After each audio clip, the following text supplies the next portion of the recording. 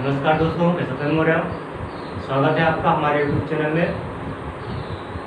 आज हम लोग बात करने वाले हैं अम्ल और क्षार की। तो विशेषता हो गई थी और जो एक आध दो विशेषता बची है बेटा, वो मैं आपको सीधा वहीं पर पढ़ा दूंगा। आगे चलकर साबुनीकरण पढ़ा जाने वाला है।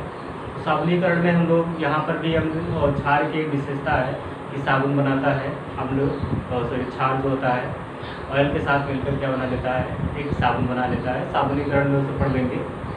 तो यहाँ पर आज हम पढ़ने वाले हैं उदासीनीकरण। जो उदासीनीकरण है वो क्या होता है?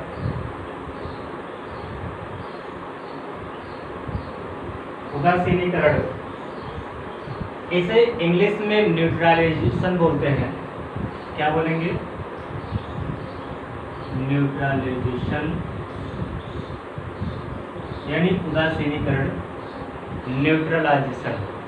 तो इसमें क्या होगा, हमने कहा था कि जो आपका अम्ल होता है, अम्ल और क्षार की विशेषताओं हमने पढ़ा था एक पॉइंट कि अम्ल क्षार के साथ अभिक्रिया कर लवण और H2O देता है। क्या देता है? लवण यानी साल्ट और H2O का फॉर्मेशन यानी जल का फॉर्मेशन करता है। यहाँ पर जो होगा बिल्कुल वही चीज़ है। यहाँ पर हम यही कहेंगे कि जो अम्ल होता है वो क्षार के साथ अभिक्रिया कर एक उदासीन बनाता है। अम्ल जो होता है, आपने देखा होगा, आप कोई भी क्षारीय पदार्थ या फिर अम्लीय पदार्थ लेते हैं, जब आप कोई अम्ल लेते हैं, मान लीजिए HCl, अम्ल में क्या करते हैं, आप कोई क्षार मिला देते हैं, जैसे कि NaOH है, आपने ये क्षार मिला दिया, तो ये अम्ल का जो कंसंट्रेशन था, अम्ल ये एसिड है, एसिड, ये जो एसिड का सांद्रता थी, एसिड की सांद्रता, एसिड की सांद्रता को क्षार ने यानी बेस ने क्या कर दिया, बेस की सांद्रता यानी जब हम बेस को मिला दिए तो एसिड की सांद्रता को क्या कर दिया, ये न्यूट्रल कर दिया, यानी कि इसे उदासीन कर दिया। जब हमने अम्ल में क्या मिलाया, क्षार को मिला दिया। जब हमने अम्ल में क्षार को मिला दिया, ये अम्ल की जो सांद्रता थी यानी अम्ल का जो तेज था, तेज समझ सकते हैं, तेज था, वो बेस ने क्या कर दिया यानी क्षार ने क्या कर दिया, उसे कम कर दिया, न्यूट्रल कर दिया। तो इसी क्रिया को हम कहते हैं उदासीनीकरण। क्या कहते हैं? उदासीनीकरण कहते हैं। इसमें जो प्रोडक्ट बनता है वो प्रोडक्ट होता है आपका, यहाँ पर बनेगा NaCl और बन जाएगा H2O। क्या बनेगा? NaCl और बनेगा क्या? H2O। NaCl क्या है? एक तरह का ये साल्ट है जिसे हम सामान्य साल्ट या साधारण साल्ट कहते हैं, और H2O क्या है आपका? वाटर है। क्या है? वाटर है। तो इस तरह से हमने देखा कि जो अम्ल होता है वो क्षार से अभिक्रिया कर क्या बना लेता है, एक न्यूट्रल उदासीन पदार्थ बनाता है। उदासीन पदार्थ आपका क्या होता है? H2O होता है। pH स्केल में आपको पढ़ाया गया था कि H2O यानी वाटर का जो जल का जो pH मान होता है वो कितना होता है? 7 होता है। और 7 हमने पढ़ा तो वो कैसा होता है? न्यूट्रल। यहाँ पर इसी के बारे में जानना था। चलिए डिफिनेशन, यहाँ पर और भी कई सारे आपको एग्जाम्पल्स मिल जाएंगे, जैसे कि आपका एग्जाम्पल्स और हो जाएगा। यहाँ पर एग्जाम्पल्स मैं और देता हूँ। आपका है कोई भी, आप यहाँ पर क्षार ले लीजिए। चलिए यहाँ पर ले लेते हैं NaOH ही क्षार है। एसिड ले लेते हैं H2SO4। जब हमने NaOH में H2SO4 को मिलाया तो क्या बनेगा, यहाँ पर देखिएगा NaHSO4। क्या बनेगा? NaHSO4 बन जाएगा और साथ में क्या निकल जाएगा? H2O। क्या निकलेगा? H2O निकल जाएगा। एक H यहाँ से, एक H यहाँ से, और बाकी का सब कुछ वही रहेगा। और भी एग्जाम्पल हम ले सकते हैं, जैसे कि है आपका KOH और HNO3 साइनाफेरो। क्या हो जाएगा यहाँ पर? पहले तो हमें जो बनाना है वो बना लीजिए, KOH बन गया। अब क्या निकल जाएगा? KNO3। ठीक है। ऐसे आपको कई सारे एग्जाम्पल्स यहाँ पर मिल जाएंगे और भी आपके एग्जाम्पल्स हो जाएंगे। जैसे कि यहाँ पर मैं बात करूँ CH3COOH और प्लस में कोई भी आपका बेस हो जाए, ये आपका बेस है यानी क्षार है, ये भी आपका क्या है? बेस है यानी क्षार है, और ये आपका कैसा है? एसिड है। ये आपका कैसा है? एसिड है। ये आपका कैसा है, एसिड है, सिट्रिक एसिड बोलते हैं। ये आपका क्या है, बेस है, सोडियम हाइड्रोक्साइड बोलते हैं। तो क्या बनेगा यहाँ पर प्रोडक्ट बेटा, CH3COO, CH3COO Na बनेगा, प्लस में क्या बनेगा, H2O बन जाएगा। तो इस तरह से हम देख रहे हैं कि जो हमारा प्रोडक्ट है, यानी जब अम्ल और क्षार को आपस में मिला रहे हैं तो मिलाने पर क्या बन रहा है, एक तरह का क्या बन रहा है हमारा, न्यूट्रल यानी उदासीन उत्पाद बन रहा है, और साल्ट का फॉर्मेशन यानी लवण का फॉर्मेशन हो रहा है, इसलिए इसे हम क्या कहते हैं, उदासीनीकरण कहते हैं। उदासीनीकरण अपक्रिया भी बोलते हैं। यहाँ पर लिख लेंगे, हम लोग लिखेंगे, परिभाषा कई तरह से दी जा सकती है, और यहाँ पर हम केवल इतना परिभाषा देंगे, लिखिए, जलीय विलयन, जलीय विलयन में वह विक्रिया जिसमें, जलीय विलयन में वह विक्रिया जिसमें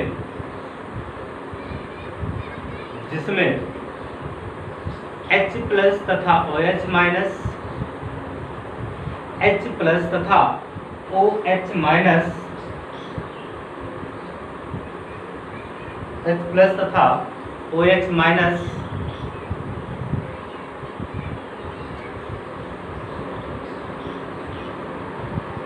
H प्लस तथा OH माइनस आयन आपस में क्रिया करके जल बनाते हैं, आयन आपस में क्रिया करके जल बनाते हैं, आपस में क्रिया करके जल बनाते हैं, क्या कहलाएंगे, उदासीनीकरण कहलाती है, उदासीनीकरण कहलाती है। इसमें आपको समझना है थोड़ा सा कि मेरा डिफिनीशन क्या लिखवा दिया, मैंने यही लिखवाया कि कोई भी आपका H प्लस आयन, अब यहाँ पर बात करूँ जैसे आपको यहाँ पर दिया गया है CH3COOH, तो अगर हम CH3COOH को अगर हम ब्रेक करें बेटा, ये टूटेगा CH3COO माइनस प्लस, किसमें टूटेगा, H प्लस में। दूसरा यहाँ पर दिया गया है NaOH, अगर मैं इसे ब्रेक करूँ तो यहाँ पर टूटेगा Na प्लस में, प्लस किसमें टूटेगा, OH माइनस में। ये जो ब्रेकिंग की आपको प्रक्रिया है, ये जो बॉन्ड ब्रेक हो रहा है, ये सब बॉन्ड ब्रेक जो है ये आगे चलकर हम समझ जाएंगे, तो अभी नहीं समझा सकता हूँ मैं क्योंकि आपके लेवल का नहीं है। अगर अभी समझाऊंगा तो आपको डाइजेस्ट नहीं होगा। यहाँ पर देखिए क्या हो जाएगा, H प्लस और OH माइनस आयन आपस में मिलेंगे, और मिलने के पश्चात क्या बना लेंगे, H2O बना लेंगे, और यहाँ पर CH3COO माइनस और Na प्लस मिलेगा, और क्या बना लेगा, CH3COO Na बना लेगा। ठीक है, तो इतना हो गया, ये रहा उदासीनीकरण। अथवा करके लिख लीजिएगा नई लाइन से, अथवा, अथवा वह रासायनिक अपक्रिया जिसमें अम्ल और क्षार, वह रासायनिक अपक्रिया जिसमें अम्ल और क्षार आपस में मिलकर साल्ट यानी लवण और जल, लवण और जल बनाते हैं, लवण और जल बनाते हैं, क्या कहलाएगा, उदासीनीकरण अभिक्रिया कहलाती है, उदासीनीकरण अभिक्रिया कहलाती है।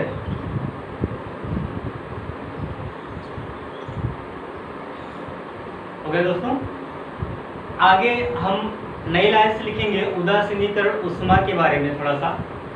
उदासीनीकरण उष्मा क्या होती है, यहाँ पर देखिए थोड़ा समझ लेते हैं हम लोग। जब हमने क्या कहा, एसिड को और बेस को आपस में मिलाया, जब हमने एसिड और बेस को आपस में मिलाया, तो मिलाने के लिए उष्मा या तो इसमें क्या होगी, अंदर जाएगी यानी उष्मा को ग्रहण करेगा, या तो उष्मा को बाहर करेगा।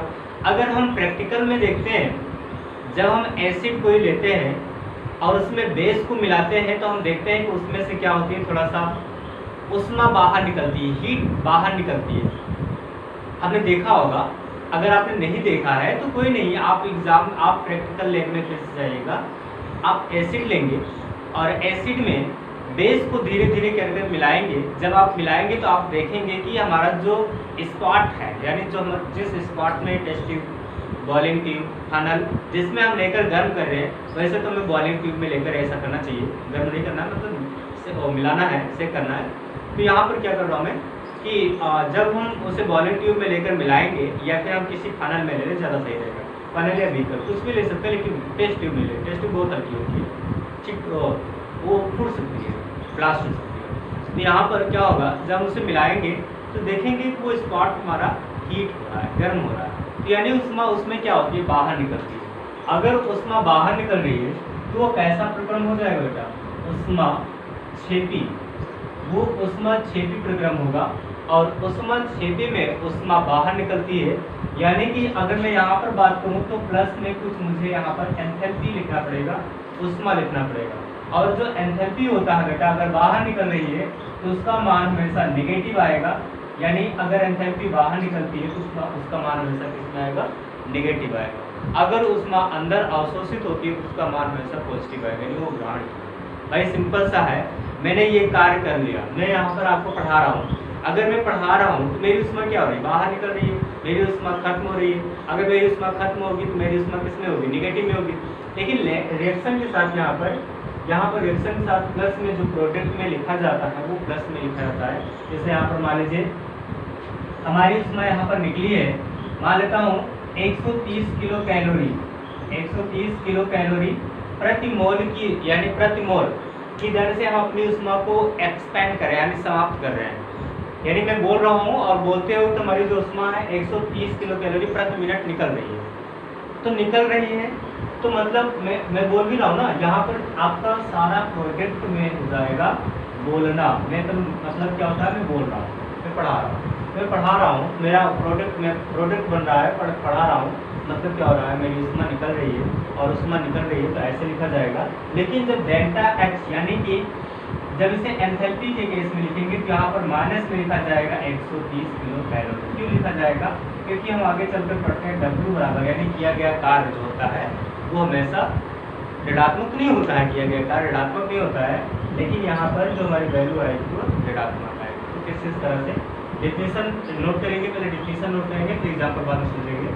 लिखेंगे डिफिनीशन में लिखेंगे हम लोग, डिफिनीशन में लिखिएगा उदासीनीकरण उष्मा, हेडिंग डालेंगे न्यूट्रलाइजेशन एनर्जी या फिर हीट, न्यूट्रलाइजेशन हीट उष्मा। लिखेंगे 1 ग्राम तुल्यांकी भार, 1 ग्राम तुल्यांकी भार अम्ल और 1 ग्राम तुल्यांकी भार अम्ल और 1 ग्राम तुल्यांकी भार क्षार को आपस में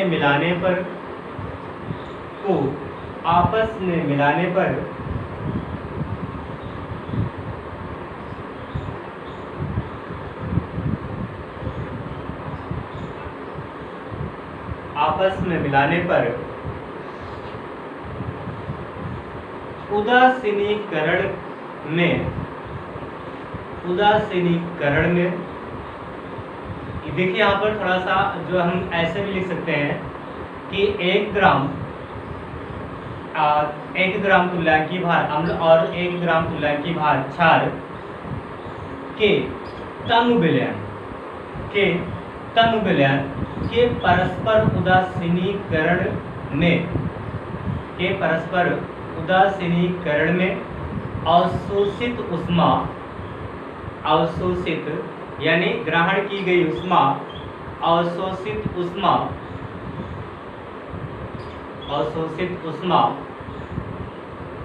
उदासीनीकरण उष्मा कहलाती है। और जो उस तरह से लिख रहे थे उनके लिए हो जाएगा, आपने क्या लिखा था, परस्पर मिलाने पर उदासीनीकरण में अवशोषित ऊष्मा उदासीनीकरण में अवशोषित ऊष्मा उदासीनीकरण ऊष्मा कहलाती है, उदासीनीकरण ऊष्मा कहलाती है।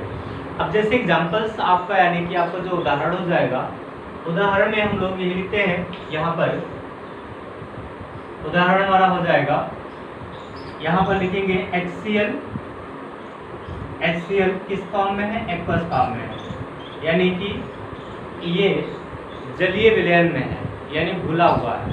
और इसके साथ हम कुछ मिला रहे हैं NaOH, क्या मिला रहे हैं, प्लस में NaOH मिला रहे हैं, ये भी किस में है, एक्वस में है, यानी घुला हुआ है। और जब इसकी अभिक्रिया होगी तो वो अभिक्रिया किस में बनेगी, यानी प्रोडक्ट हमारा बन जाएगा NaCl। NaCl जो होगा हमारा, ये किस में बनेगा, एक्वस में बनेगा। और प्लस में क्या बनेगा यहाँ पर H2O, और ये किस में रहेगा, लीटर में। प्लस में जो हमारी ऊष्मा होगी वो होगी 13.7 किलो कैलोरी, 13.7 किलो कैलोरी। देखिए मैंने कहा क्या, यहाँ पर ऊष्मा अवशोषित होती है, यानी अगर हम क्या करते हैं, अम्ल और क्षार को आपस में मिलाएंगे तो ऊष्मा क्या होगी, अवशोषित होगी। और ऊष्मा अवशोषित होगी तो यहाँ पर जो होगा उस ऊष्मा, यानी कितनी ऊष्मा उसमें अवशोषित हुई है, वो 13.7 किलो कैलोरी ऊष्मा उसमें अवशोषित हुई है। ऐसे में और एग्जाम्पल्स आप लिख सकते हैं, यहाँ पर HNO3 इसमें एक्वस में, प्लस में आपका कोई भी आपका एग्जाम्पल KOH किसमें है, एक्वस में है। साइन ऑफ एरो क्या बनेगा, KNO3 प्लस में क्या बनेगा, H2O, और ये भी किस में रहेगा बेटा, एक्वस में, ये किस में रहेगा, लीटर में। ऊष्मा कितनी निकलेगी इसमें, 13.7, वही ऊष्मा है 13.7 किलो कैलोरी। ऐसे कई सारे एग्जांपल्स हैं, और भी आपके एग्जांपल्स दिए गए हैं, तो आपको एग्जांपल्स में कोई दिक्कत नहीं होगी। एग्जांपल्स आप कई सारे नोट कर सकते हैं। एक एग्जांपल आपका और है, एसिड को क्षार में मिलाइए, CH3COOH किसमें है, एक्वस में है। और आपने लिया यहाँ पर NaOH किसमें है, एक्वस में है। और साइन ऑफ एरो क्या बनेगा बेटा, CH3COONA बनेगा, किस में बनेगा, एक्वस में बनेगा। प्लस में H2O बनेगा, किस में बनेगा, लीटर में। और ऊष्मा कितनी निकलेगी, 13.4 किलो कैलोरी, 13.4 किलो कैलोरी। तो ऐसे कई सारे एग्जांपल्स हैं, आप एग्जांपल्स को यहाँ पर 3 एग्जांपल्स में लिखा दिया हूँ, 3 एग्जांपल्स लिख लीजिएगा, फटाक से स्क्रीनशॉट ले लीजिए। आगे हम लोग चलते हैं, तो इतना हो गया। आगे हम लोग जो है मेन चीज़ पढ़ते हैं, अब हम पढ़ेंगे साल्ट। यानी अभी तक हमने कहा कि अम्ल और क्षार को आपस में मिला देते हैं, क्या बनता है, साल्ट बनता है, और H2O बनता है, यानी जल बनता है। तो साल्ट जो बनता है, अब वो साल्ट कितने प्रकार का होगा, कैसे होगा, क्या काम करेगा, और इसमें हम लोग ने कई सारा साल्ट के जैसे जान रखे हैं पहले से, जैसे कि हम खाने में यूज करते हैं NaCl, यानी साधारण लवण हम लोग यूज करते हैं। नाई की दुकान पर हमने कुछ ऐसे व्हाइट कलर का देखा होगा, व्हाइट कलर का जो सेब, यानी कि जो हमारी ब्रीड है, दाढ़ी बनाने के बाद क्या करता है, उस पर वो लगाता है। जब ब्लड या फिर ब्लीडिंग होने लगती है या फिर दाने पड़ जाते हैं तो वो क्या करता है, उसी को लगाता है, जिससे दाने नहीं पड़ते हैं।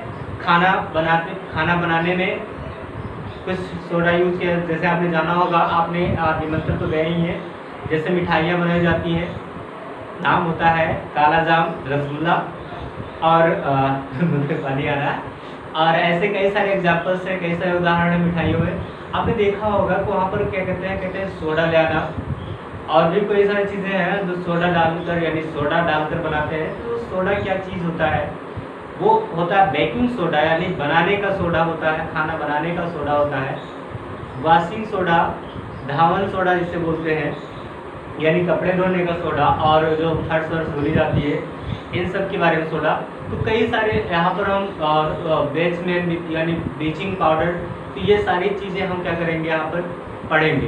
तो साल्ट क्या होता है, सबसे बड़ी चीज़ अब हम लोग पढ़ने चल रहे हैं, जो बहुत ही पूछा जाता है हमारे एग्ज़ाम में, बहुत पूछा जाता है। अब अभी तक जो हमने पढ़ा अम्ल क्षार या फिर अम्ल और पीएच मान तो पूछा ही जाता है।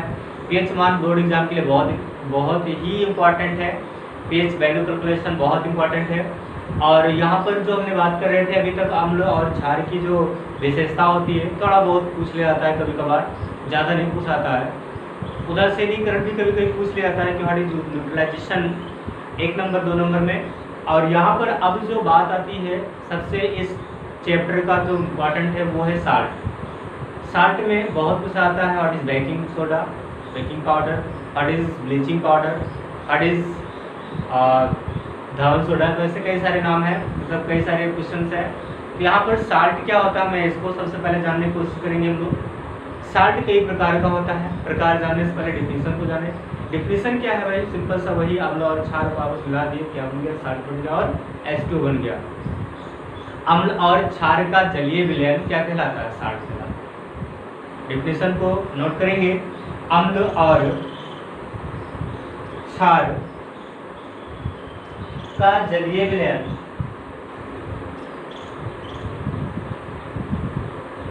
अम्ल और क्षार का जलीय विलयन साल्ट कहलाता है, साल्ट कहलाता है। अथवा करके लिखेंगे OR मतलब अथवा, दूसरा लिख लेंगे अथवा कर किसी अम्ल तथा क्षार की, किसी अम्ल तथा क्षार की, किसी अम्ल तथा क्षार की उदासीनी अभिक्रिया से प्राप्त, उदासीनी अभिक्रिया से प्राप्त आयनिक ठोस, आयनिक ठोस लवण कहलाता है, लवण कहलाता है, लवण कहलाता है। देखिए बात क्या है यहाँ पर कहा गया, बहुत इंपॉर्टेंट, यानी कि साल्ट में जो पहली डिफिनीशन लिखा अम्ल और क्षार की एक जो अभिक्रिया होगी, अम्ल और क्षार का जलीय विलयन जो होगा वो क्या हो जाएगा, उसका साल्ट कहलाएगा, वो तो ठीक है। लेकिन यहाँ पर दूसरी एग्जाम्पल्स जो कहेगी वो बहुत ही अपने आप में मायने रखती है। इसमें कहा गया कि जब अम्ल और क्षार को आपस मिलाया जाएगा, मिलाने के बाद उदासीनीकरण अभिक्रिया होगी, तो आपको सबको पता है। उसके बाद जो बनेगा वो होगा आयनिक ठोस। देखिए जैसे कि यहाँ पर कहा गया आपका एक एसिड लिया गया HCl, एक्वस में है, मैं बार बार अगर ना लिखूं तो कोई दिक्कत नहीं होगी, आपको याद रखना पड़ेगा। NaOH यहाँ पर लिया गया, NaOH ये भी किस में है, एक्वस में है। और जब इसको हम बनाएंगे यानी मिला दिए, उदासीनीकरण कोई अभिक्रिया हुई, उदासीनीकरण अभिक्रिया, उदासीनीकरण अभिक्रिया हुई, और इस अभिक्रिया के बाद क्या बनेगा हमारा, एक आयनिक ठोस बनेगा, NaCl बनेगा। और H2O की हम बात नहीं करेंगे अब यहाँ पर, केवल NaCl जो कि क्या है, एक तरह का ये लवण है यानी साल्ट है। यही जो साल्ट है ये आयनिक होता है। अब इसमें आयनिक का मतलब क्या हुआ, अगर हम NaCl को वाटर में डिजॉल्व कर देते हैं यानी घोल देते हैं, तो NaCl हमेशा टूटेगा N+ में और Cl- में। मतलब क्या है, मतलब ये है कि ये आयनों के द्वारा मिलकर बने हुए हैं। अब कैसे हम प्राप्त फिर से जानेंगे कि ये आयन से बने हुए हैं। यहाँ पर देखेंगे जो हमारा HCl है, अगर HCl को हम ब्रेक करते हैं तो H++ किस में टूटता बेटा, Cl- में। यहाँ पर अगर हम NaOH की बात करते हैं बेटा, तो यहाँ पर Na आपका किस में टूटेगा, प्लस में, और किस में, OH- में टूटेगा। तो यहाँ पर जो हमको प्रोडक्ट बनाना, देखिए प्लस प्लस या प्लस प्लस ऐसे तो बन नहीं जाएगा, प्लस प्लस वाला नहीं बनेगा और माइनस माइनस वाला नहीं बनेगा, बनेगा हमेशा कैसे, प्लस और माइनस। कैसे बनेगा, प्लस और माइनस, प्लस और माइनस वाला आपस में जुड़ेगा, जुड़ने के पश्चात क्या बन जाएगा यहाँ पर, NaCl। देखिए यहाँ पर ये प्लस आयन है और ये माइनस आयन है। जब प्लस आयन माइनस आयन दोनों आपस में मिलकर बने हैं, तो अगर मैं फिर से इसे तोड़ूंगा तो तोड़ने के पश्चात क्या बनेगा, NaCl बनेगा, और ये आपका प्लस और वो आपका माइनस, दोनों आपस में मिलकर क्या बनाए हैं, H2O बनाए हैं। तो इस तरह से ये अपक्रिया हुई और क्या बनाया, एक आयनिक प्रोडक्ट बनाया। ठीक है, अब हम लोग चलते हैं एग्जाम्पल्स आपको लिखना है, एग्जाम्पल्स आप नोट कर सकते हैं, नोट कर लीजिएगा एग्जाम्पल फटाक से। अब हम चलते हैं लवण के प्रकार, लवण के प्रकार हेडिंग डालेंगे लवण के प्रकार। और लवण के प्रकार में आप सबसे पहले लिखेंगे लवण निम्नलिखित 6 प्रकार के होते हैं। लवण निम्नलिखित 6 प्रकार के होते हैं। टाइप्स ऑफ साल्ट, लवण निम्नलिखित 6 प्रकार के होते हैं। पहला लवण कौन सा हो जाएगा इसमें, पहला लवण हो जाएगा साधारण लवण, फर्स्ट हो जाएगा साधारण लवण, दूसरा हो जाएगा अम्लीय लवण, तीसरा हो जाएगा क्षारीय लवण, क्षारीय या क्षारकीय भी बोलते हैं, क्षारीय या क्षारकीय लवण, चौथा हो जाएगा द्विक लवण, द्विक लवण,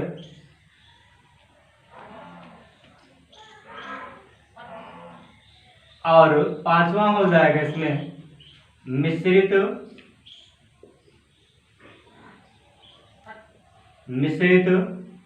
लवण, और एक लास्ट इसमें जो हो जाएगा वो हो जाएगा हमारा मिश्रित लवण के बाद संकर लवण, छठा संकर लवण। इसे बोलते हैं सिंपल साल्ट, इसे बोलते हैं एसिडिक साल्ट, इसे बोलते हैं बेसिक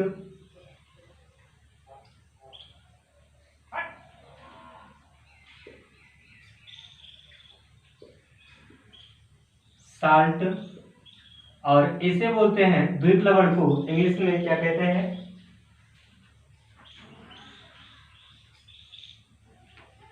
डबल साल्ट,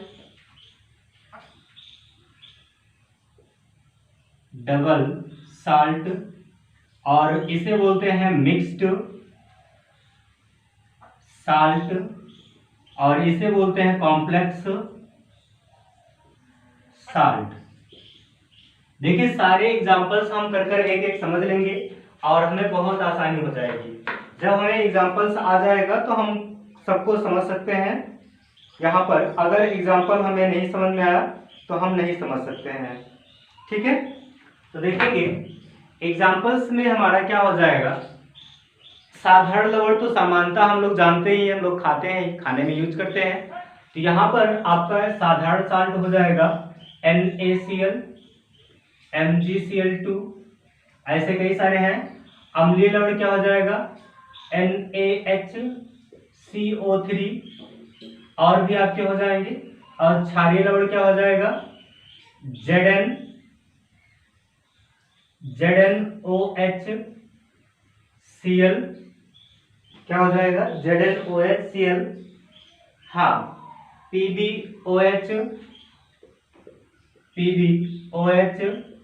HNO3, और द्विक लवण क्या हो जाएगा जिसमें डबल साल्ट रहेगा, यानी 2 साल्ट आपस में जुड़े रहेंगे, वो लवण हो जाएगा आपका यहाँ पर। जैसे कि हम लोग पढ़ते हैं पोटास एलम पढ़ा है हमने, यानी फिटकरी। आगे चलकर आपको जो एग्जाम में पूछा जाने वाला है फिटकरी के बारे में। द्विक लवण में फिटकरी बहुत पूछा जाता है। फिटकरी क्या होता है, फिटकरी का फार्मूला क्या होता है K2SO4 Al2SO4 का होल थ्राइस into 24 H2O। ये क्या है, पोटास एलम है, इसे फिटकरी भी बोलते हैं, फिटकरी पोटास अलम। ठीक है, पोटास अलम कर कभी कभी पूछ लिया जाता है, और कभी कभी फिटकरी कर पूछ लेता है कि फिटकरी का फार्मूला बताइए। एक और होता है इसमें बेटा मोहर साल्ट में, यहाँ पर ये पोटास एलम है, एक और पूछा था मोहर साल्ट क्या होता है। तो मोहर साल्ट का फार्मूला जो होता है हमारा FeSO4 NH4 का होल राइज इंटू FeSO4 क्या होता है, FeSO4 Al2, सॉरी Al2 नहीं होगा यहाँ पर, क्या है NH4, हाँ NH4 का होल ट्वाइस, NH4 का whole twice SO4 into 6H2O, ये है मोहर साल्ट। मोहर साल्ट ये नहीं पूछा आता है ज्यादा हमारा पूछा आता है क्या, फिटकरी। फिटकरी पूछा जाता है कि फिटकरी क्या होता है, तो हम लोग फार्मूला तैयार कर लेंगे। फार्मूला तैयार करने में कोई भी दिक्कत नहीं है। देखिए इसका रासायनिक नाम नहीं पूछता है, अगर रासायनिक नाम पूछता है तो है के मतलब क्या होता है, के को क्या कहते हैं हम लोग, यहाँ पर आप जब पीरियोडिक टेबल में जाते हैं तो इसे पोटास कहते हैं। क्या कहते हैं, पोटास यानी पोटेशियम। ये है पोटेशियम, ये है सल्फर, ये है ऑक्सीजन, ये है एल्युमिनियम, ये है सल्फर। तो सिंपल सा है, पोटेशियम सल्फर एल्युमिना या फिर पोटेशियम एल्युमिनियम ऑक्साइड और सल्फर डाइऑक्साइड। तो ऐसे अब यहाँ पर नंबर है तो नंबर तो अलग अलग है, आईपीएससी नाम में हम लोग इसे अलग अलग नंबरों जानते हैं। यहाँ पर 24H2O है, तो ऐसे कई सारा है यहाँ पर। तो यहाँ पर जो है हमारा फिटकरी K2SO4 इंटू, यहाँ पर इंटू लगा हुआ है, K2SO4 इंटू Al2SO4 का होल थ्राइस, 3 है ना, 3 मतलब क्या होता है, होल थ्राइस मतलब 3 बार गुणा, इंटू 24H2O। फिर से K2, K कितना है 2 बार, SO4 कितना है 2 बार है, तो सॉरी 4 बार है, SO कितनी बार है 4 बार, इसलिए SO4। यहाँ पर S नहीं है 4 बार, केवल O है। आपको याद रखना है, मैं याद करने के लिए बता रहा हूँ, बाकी जब आपको फिर से समझाऊंगा मैं आपको फिर से बताऊंगा।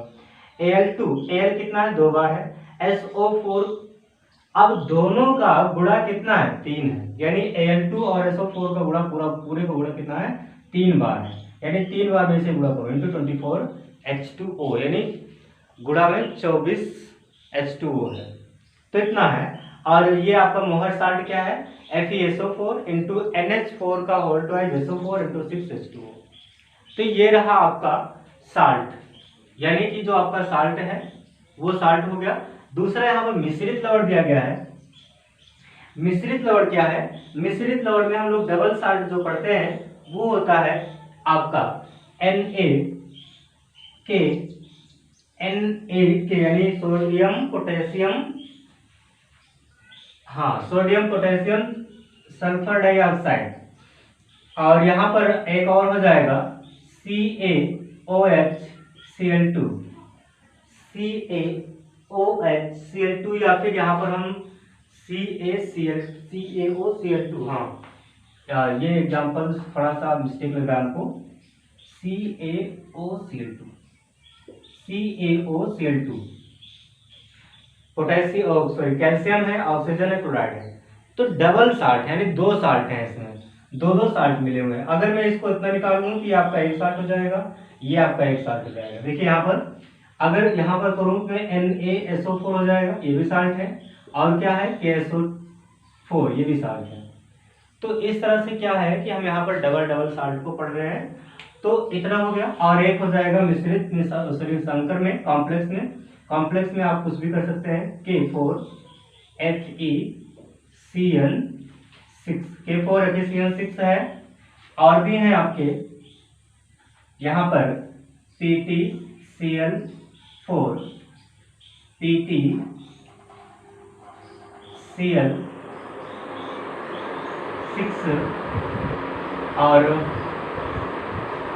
और भी हैं आपके, जैसे यहाँ पर है K4COCl6। तो ऐसे कई सारे एग्जांपल्स आपको मिलेंगे संकर लवण के। तो संकर लवण में CuNH3 का होल 4 Cl2 ऐसे आपके हैं। तो कई सारे एग्जांपल्स आपको दिए गए हैं। तो ये रहे आपके संकर यानी कि लवण जो है कितने प्रकार के हैं, और इन प्रकार में हमने एग्जांपल्स को पढ़ लिया है। देखिए साधारण लवण जो होता है सिंपल साल्ट होता है, इसमें सोडियम क्लोराइड यानी कि सिंपल सा 2 एटम रहेंगे, यानी कि एक आपका बेस यानी एक आपका एसिड और सॉरी एक आपका धातु एक आपका क्या अधातु। धातु और अधातु दोनों आपस में मिलकर क्या बना रहेंगे, एक साल्ट का फॉर्मेशन किए रहेंगे। वो उसको आज भाई आपको मतलब आपके उज्जवल भविष्य के लिए हम लोग इतना परिश्रम कर रहे हैं। इस गर्मियों में, मतलब इस गर्मी के भरे दिनों में हम आपको पढ़ा रहे हैं और आपसे इतना ही केवल आपका उम्मीद है, मतलब आपका एक लाइक और आपका एक कमेंट ही हमें ये मोटिवेट करता है कि मैं इस गर्मी में, इतनी भरी गर्मी में आपको पढ़ाऊँ, आपका लेक्चर बनाऊँ और आप तक पहुँचाऊँ।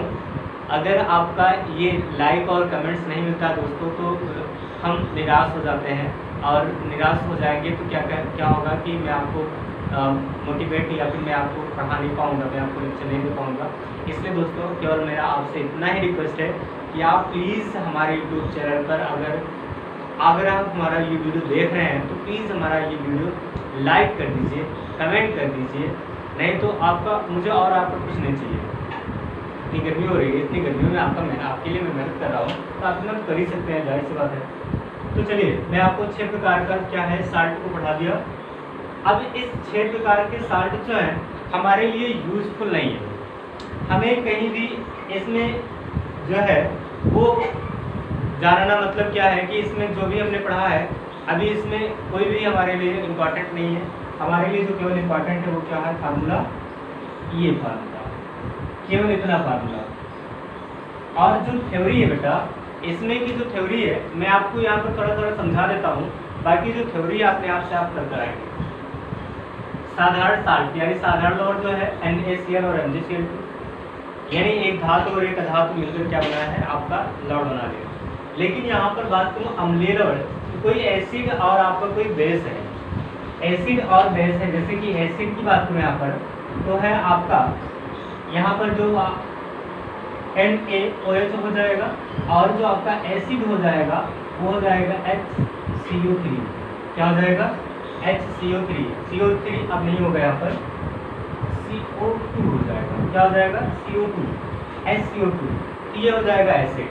यहाँ पर अम्लीय साल्ट हो गया। और ये क्षारीय साल्ट में देखिए, इसमें यहाँ पर क्या हो जाएगा आपका साल्ट। देखिए यहाँ पर कुछ और भी निकल सकता है, कार्बन डाइऑक्साइड NaOH तथा कार्बन डाइऑक्साइड को निकल सकता है। ठीक है, यहाँ पर H को अगर हम हटा दें तो ये भी हो जाएगा NaOH और कार्बन डाइऑक्साइड। अब यहाँ पर और भी बात करूँ मैं, यहाँ पर देखिए क्षारीय में क्या हो जाएगा, ये आपका धातु है, ये आपका धातु है, ये आपका धातु है, ये आपका। तो ये धातु है, बाकी सब क्या धातु है, आर्गेनिक होगा। यहाँ पर क्या है कि कोई भी आपका जो अम्ल है, अम्ल किसी भी अधातु से मिलकर क्या बना रहा है, क्षारीय अम्ल बना रहा है। यहाँ पर आप दूध लौट में जान लीजिए K2SO4 L2SO4 का उल्फोल्ड है N24, ऐसे इसे रट लीजिए बेटा। आपके बोर्ड एग्जाम में 100% ही पूछा जाने वाला है, चाहे वो मल्टीपल में आए, चाहे वो लिखने के लिए आए। तो यहाँ पर मिश्रित लवण में क्या है, मिक्स्ड में क्या है, मिक्स्ड में है कि आपका सब मिला रहेगा, यानी कि क्षार और क्या आपका एसिड दोनों आपस में मिला रहेगा। ठीक है, जैसे यहाँ पर आपका एसिड और क्षार दोनों में मिला हुआ है, सोडियम और पोटेशियम और सल्फर डाइऑक्साइड, और यहाँ पर CaCl2 यानी कैल्शियम हाइपोक्लोराइड। और यहाँ पर संकर कॉम्प्लेक्स लवण कहते हैं K4FeCN6 से, यानी कि पोटेशियम हेक्सासाइनोफेरेट 2 यानी 2। तो यहाँ पर इस तरह से हो जाएगा। तो ऐसे कई सारे आपके एग्जांपल्स हैं, आपको यहाँ पर याद कर लेने होंगे। तो आज हमने यहाँ पर लवण के बारे में पढ़ा, लवण कितने प्रकार के होते हैं। बाकी आगे हम लोग पढ़ेंगे लवण जल अपघटन क्या होता है, यानी जब लवण को हम क्या करेंगे, जल में डाल देंगे तो क्या बनाएगा और किस तरह से टूटेगा, कैसे वियोजन होगा, ये तो हमें पता है। लवण क्या होता है, एक तरह का विद्युत अपघट्ट होता है, क्योंकि हमने चैप्टर सेकंड में शुरू में ही पढ़ लिया था कि जो साल्ट होता है वो एक तरह का क्या होता है, विद्युत अपघट्ट होता है। और विद्युत अपघट्ट हमेशा वियोजन दिखाता है, प्लस में और माइनस में टूटेगा, जब उसे जल में डालेंगे। तो आज हम कल ये वैद्युत अपघटन यानी लवण का वैद्युत अपघटन पढ़ेंगे। तो उसको पढ़ने से पहले दोस्तों मैं आपसे रिक्वेस्ट करता हूँ कि आप वैद्युत अपघटन, लवण का वैद्युत अपघटन पढ़कर आए, और जब पढ़कर आएंगे तो आपको समझने में बहुत आसानी होगी। आगे चलकर हम लोग पढ़ने वाले हैं कि आपकी जो लवण है, संकर लवण और सभी वो बेकिंग सोडा और जो भी है आपका वहाँ पर पढ़ेंगे। तो यहाँ पर आज के लिए इतना बहुत। और मैं आपको बता दूँ, जो भी बंदा हमारे इस यूट्यूब चैनल पर नया आया है, प्लीज़ हमारे यूट्यूब चैनल को सब्सक्राइब, लाइक, कमेंट और शेयर करिएगा। आपका यही शेयर, आपका यही लाइक हमें मोटिवेट करता है, क्योंकि मैं आपको लेक्चर्स बनाऊँ, लेक्चर्स दूँ, नहीं तो फिर ओके। थैंक यू दोस्तों।